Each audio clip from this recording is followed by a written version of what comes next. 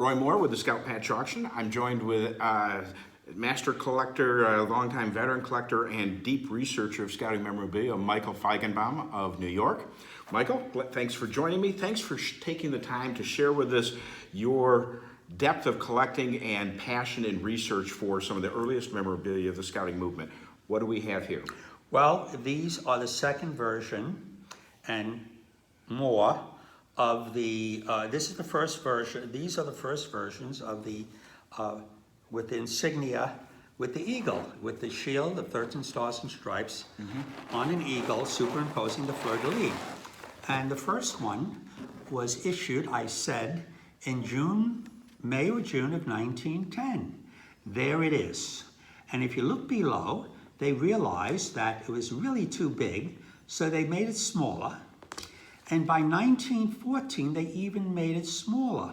Now, this was the year that the British eliminated their metal badges. And we mentioned, don't go down anymore, we mentioned that the badges would no longer be used on the uniform and patches would be issued.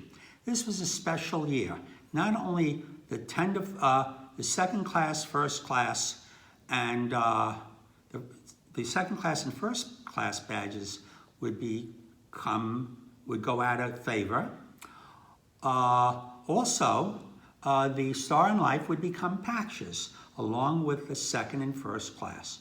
So pins being worn on the uniform were no longer necessary, but there were complaints, so they allowed the local councils to choose. The pins would always be around. Well, you see a third version. Well, then they made the patches, and they even changed the smaller one. The crown was too long, and they changed it to match the the ones that were being, they were matching the patches. They were matching the patches. So you see this one now shorter. A shorter crown. The top of the fleur-de-lis is markedly shorter in comparison. It would be hard by itself to look at, but to be more emblematic of the cloth designs that they were now making. Okay, put it down for a minute.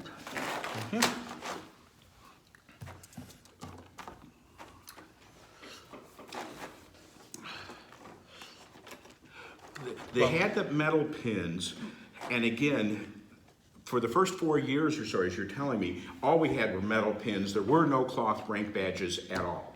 Right. And we stayed with the tenderfoot pin to the late teens. To the end of the teens, just like the British. But we made an exception for those who were bugler or scribe as a regular scout, or bugler and scribe if you were a for patrol leaders, and they were in silver. Well, and again, what you see here, Michael originally showed the gold tone, and what that was the general scout member, and this is carried over from the very first years. You went to silver tone if you were a patrol leader, but in those very first years, you could be a patrol leader and you only have attained the rank of tenderfoot or second class, and so you could be what's a silver badge here, both in cloth and then in metal. You would have, that would be an indicator of a second class scout who is the patrol leader for the patrol. And if they had what we call a combined rank, this is some of the hardest and rarest memorabilia, and that Michael's sharing his collection is a rare sight to see.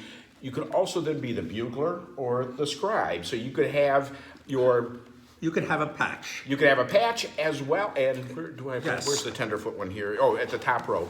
Yeah, but that was issued. The tenderfoot patrol leader patch predates the earlier. It would be issued in then the end of the teens. At the end of the teens, but this would represent here in silver a tenderfoot patrol leader, and then this next one over tenderfoot patrol leader. There would be a tenderfoot patrol leader scribe. Right. And that means he held all two positions, scribe of the patrol and patrol leader for the patrol. Now, I have all of them, except He is looking, he is available, if you find it for him. No, grab the other 10-foot silver bugle. Oh, Go to there, open the page, turn it over, and pull out the tenderfoot bugler. That's silver.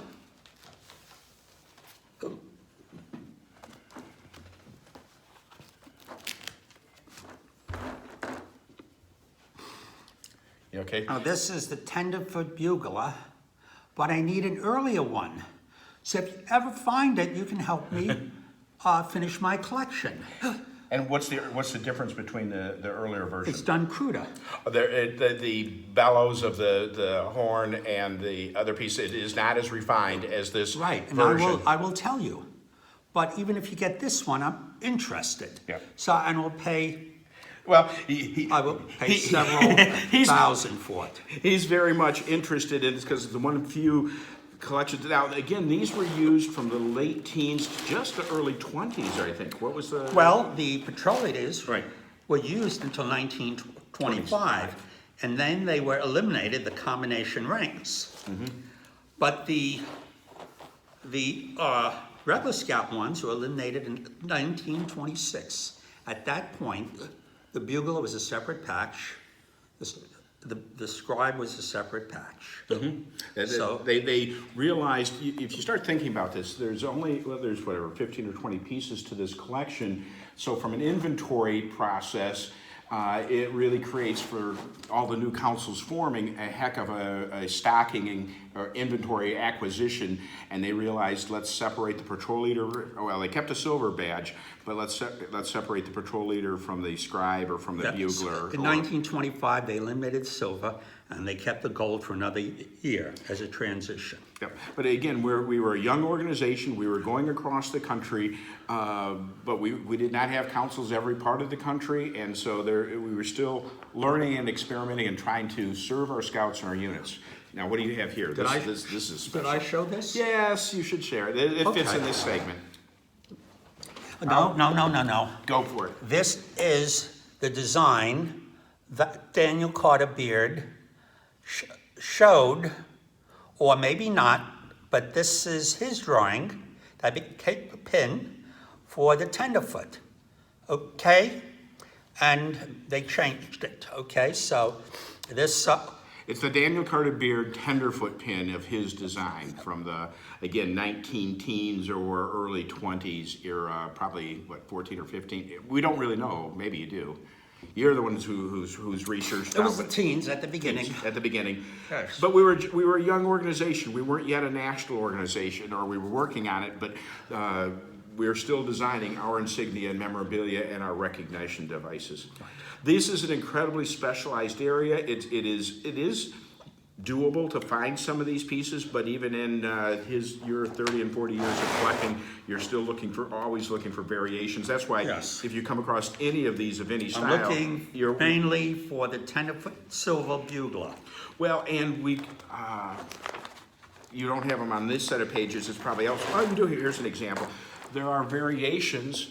If you look at the scribe, the feather fluting on the scribe has variations that we have documented and covered. You can see straight edges on the scribe quills. So this is how it looks.